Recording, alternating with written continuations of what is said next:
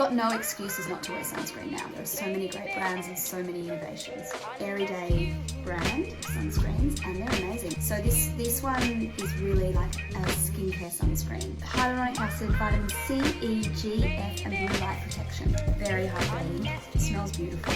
This one's Golden Glow SPF 50. Ultraviolette has got 2 new products.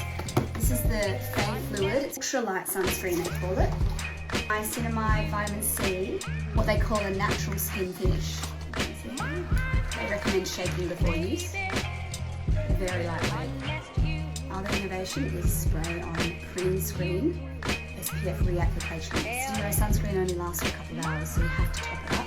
But you don't have to take your makeup off with this one. MCobeauty Mineral Mattifying Sunscreen. Much thicker.